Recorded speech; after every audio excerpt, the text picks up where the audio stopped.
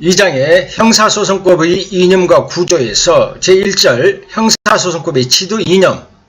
자, 그렇다면 1번 형사소송법의 목적.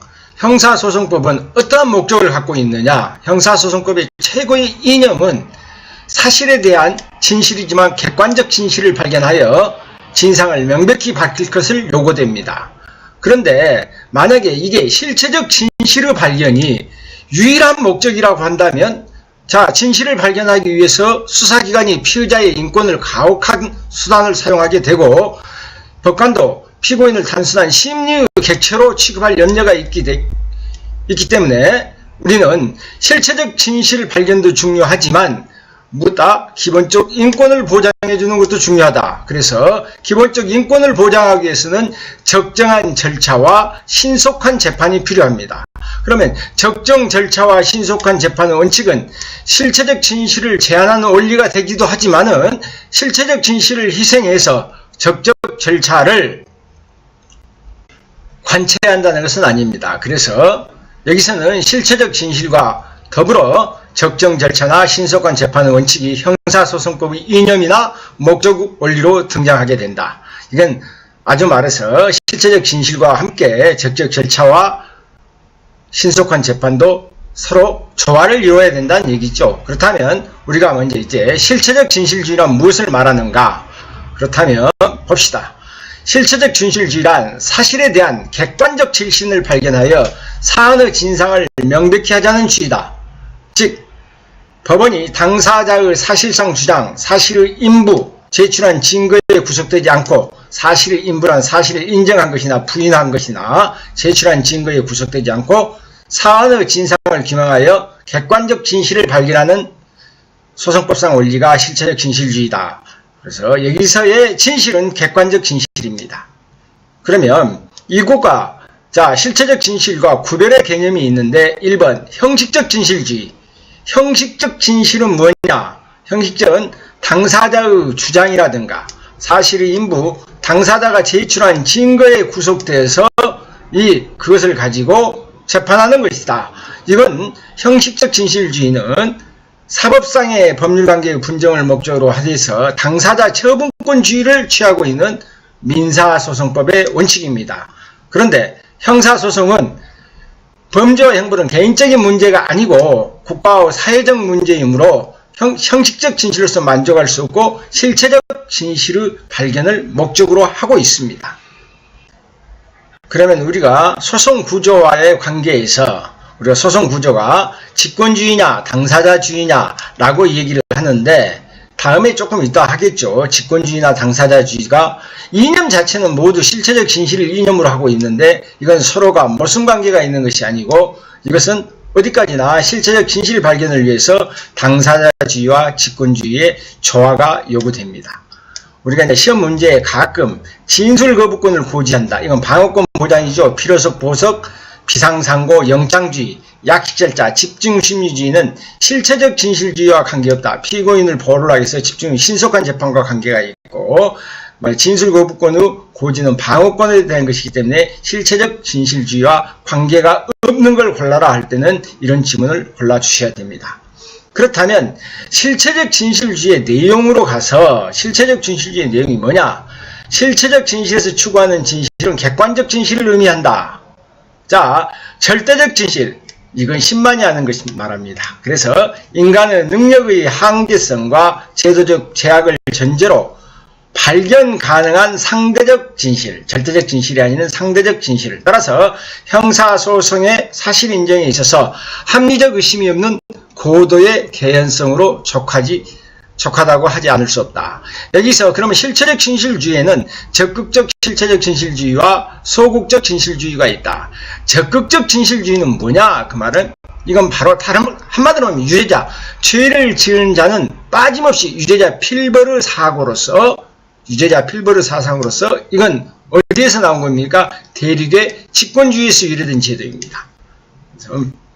그러면 소극적 진실주의는 죄 없는 자를 유죄로 해서는 안 돼서 무죄자 불벌의 사상이라 그러죠. 이걸 보다 어디에서 나와 있냐? 이것은 영미의 당사자주의에서 유래된 제도라고 하고 있습니다. 그러면 우리가 적극적 진실주의와 소극적 진실주의가 어떤 것이 더 인권이 보장되냐 그러면은 소극적 실체적 진실주의가 인권이 더 보장되겠죠.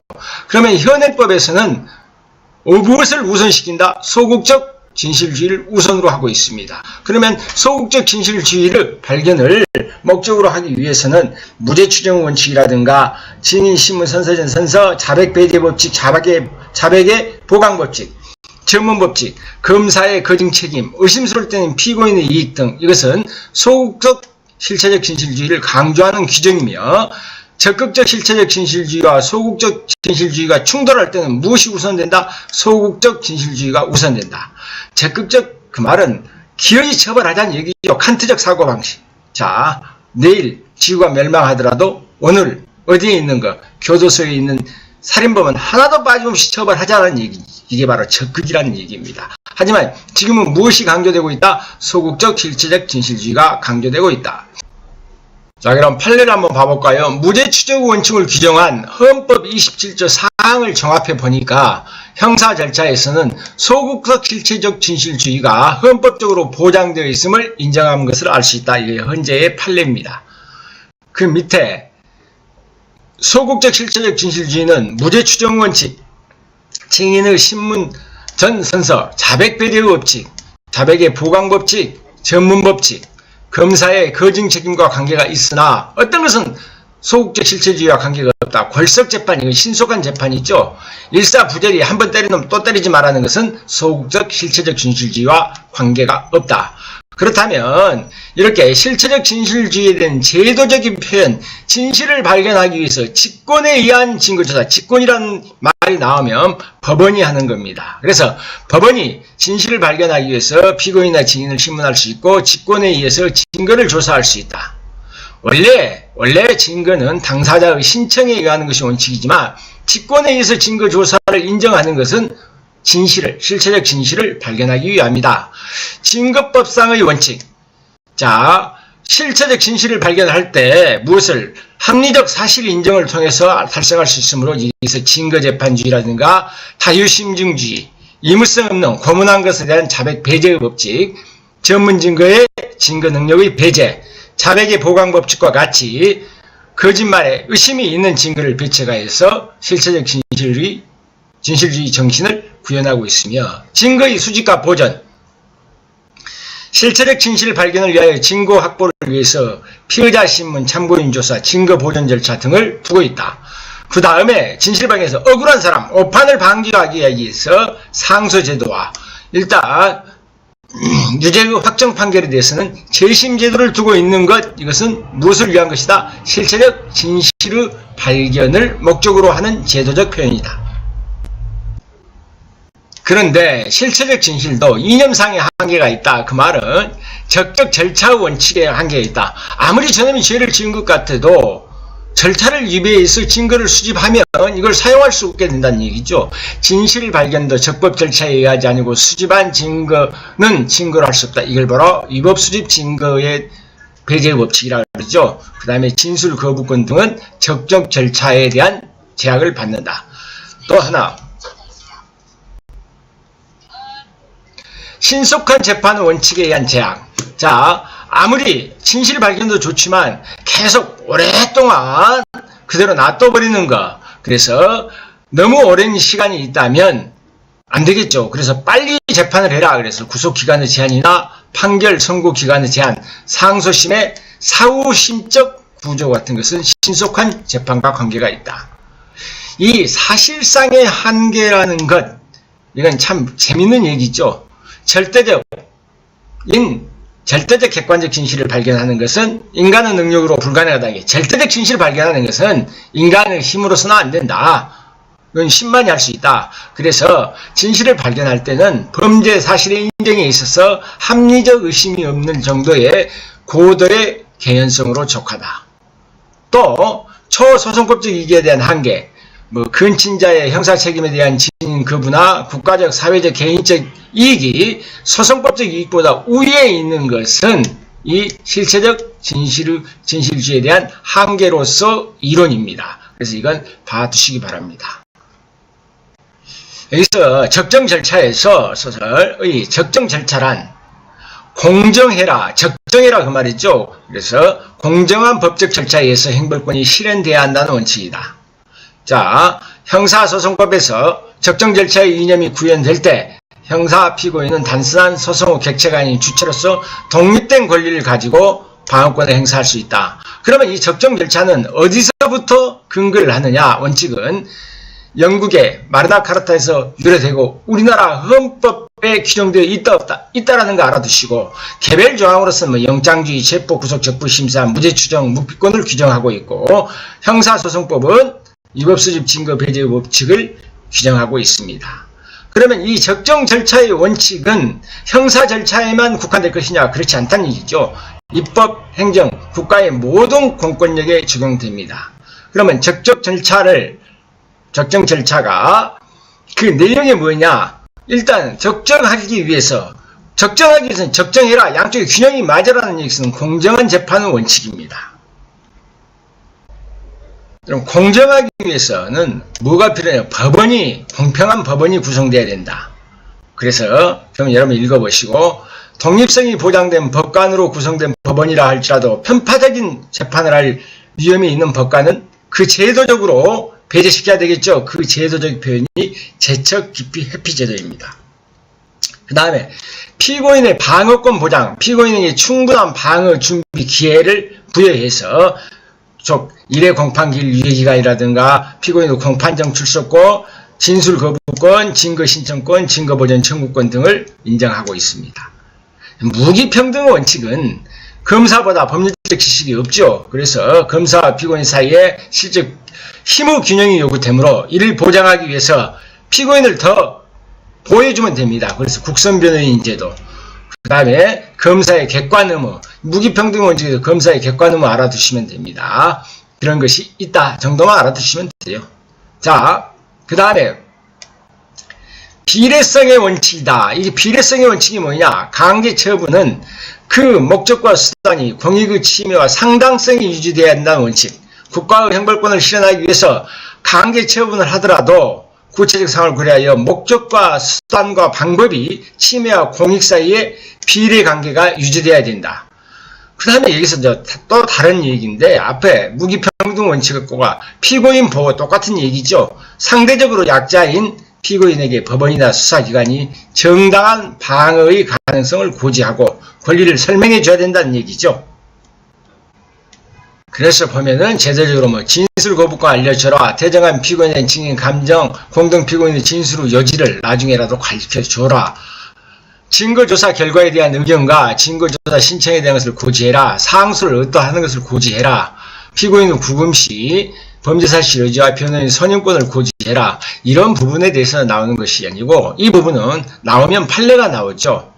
헌법 12조 1항 후문에 규정하고 있는 적정 절차란 법률이 정한 절차 및 실체적 내용 모두가 적정해야 한다는 것을 말한다는 것이고, 여기 또 통고처분에 대한 것이 있죠. 우리가 통고처분은 왜 문제가 됐느냐?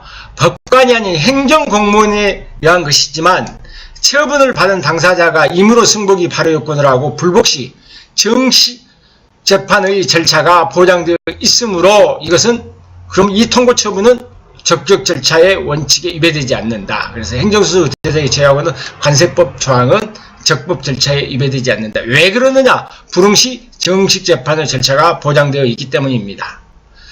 3번, 검사가 법원에서 증인으로 채택된 수감자를 날이면 날마다 검사실에 매일 하루 종일 소환해서 진술 후 번복하는 증언을 하지 않도록 해유 압박할 때, 이것은 피고인의 공정한 재판을 받을 권리를 침해한다. 당연한 얘기입니다.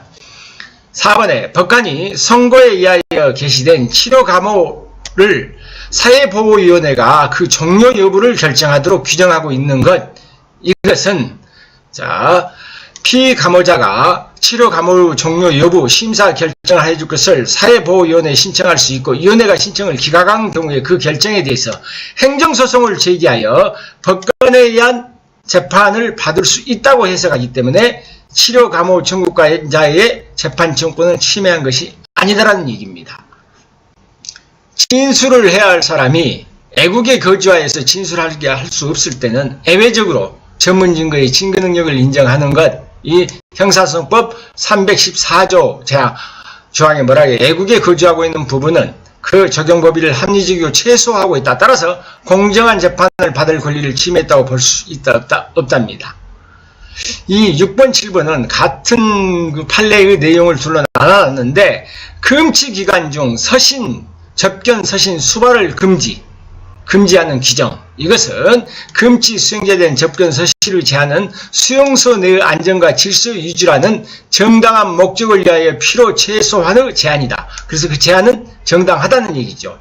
그러나 아무리 금치 기간 중에도 수용자에서 절대적으로 운동하지 못하게 하는 것, 이건 한마디로 신체의 자유를 침해하는 정도에 이르렀다고 판단한다. 신체의 자유를 침해한다는 겁니다.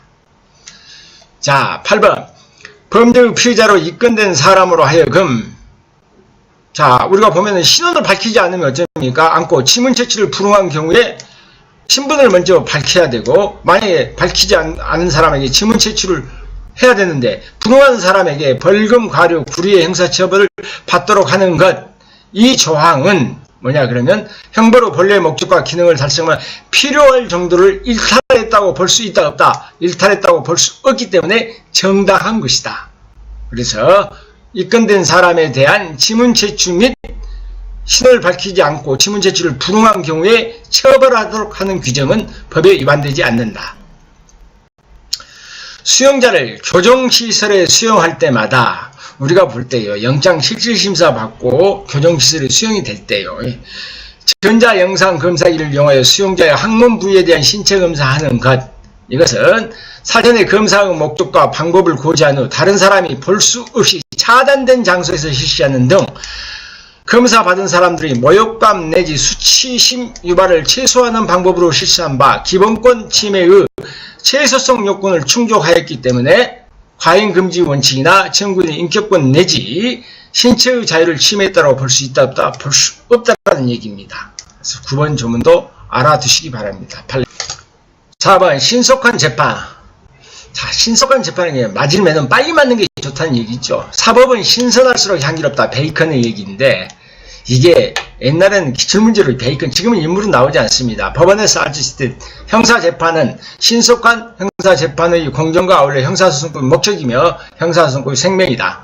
그러면 이 신속한 재판에 대해서는 헌법에 규정되어 있다 없다? 있다라고 봐야 되죠. 헌법 27조 3항은 신속한 재판을 받을 권리를 형사 피고인의 기본적 인권으로 보장하고 있다. 그러면 신속한 재판은 왜 필요하느냐?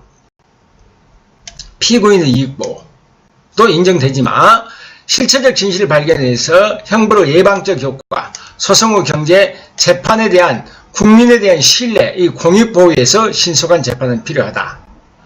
그러나 의무수사의 원칙이라든가 재심제도, 재심은 뭐가 실체적 진실관계도 깊었죠. 상호신문제도, 피고인의 공판정 출석권이나 공소시효는 신속한 재판과 관련이 없습니다. 이렇게 관련이 없는 것 정도는 비교해서 반드시 알아두십시오. 자, 재판의 신속을 위한 제도, 신속한 재판의 공판 절차뿐만 아니라 모든 형사 절차에서 적용되며 신속한 재판을 위해서 수사, 공소 제기에 대한 신속한 결정과 공판 절차의 신속한 진행이 필요하다. 그러면 수사와 공소 제기에서 공소 제기의 신속을 위한 제도가 무엇인가 볼까요? 검사에 대한 수사권의 집중, 자, 구속기간의 제한, 각종 기간이 나오면 이건 신속한 재판과 관계가 깊습니다. 기소편의주의, 그 다음에 공소시효제도, 이건 신속한 재판과 관계가 깊다. 공판 절차의 신속을 위한 것은 공판 준비 절차, 준비를 해야 빨리 끝내죠. 심판 범위의 한정, 이 결석재판, 결석재판이라고 하는 것은 피고인 없이도 재판할 수 있는 것, 그 다음에 재판장의 소송지휘권, 이것은 공판의 신속을 해서 공판기일에서 소송지휘권에서 불필요한 변론 그만하십시오 라고 끊어버릴 수 있지 않습니까? 그 다음에 각종 기간이 나오면 신속한 재판과 관계가 깊습니다. 그래서 그 밑에 집중심리주의, 이걸 보다 다른 말로 해서 계속심리주의라고도 하죠. 이것은 심리에 2일 이상 요구하는 사건에 대해서는 연일 계속해서 심리해야 된다는 원칙을 말합니다. 기타, 이제 기타에 보면은 뭐 대표 변호인 제도라든가 증거의 동의, 이것도 신속한 재판을 하고 상수 기간에 대한 송부 기간, 상수 이유서나 답변서 제출 기간, 각종 기간은 신속한 재판과 관계가 깊다. 그러면 재판의 신속을 위한 특수한 공판 절차에는 뭐가 있는가 보기로 하죠. 자, 증거조사의 관여와 증거 동의 의지하고 있는 간이 공판 절차. 간이란 말이 나왔으니 신속하겠죠. 정식의 공판 절차를 의지하고 서면으로 재판하는 약식 절차.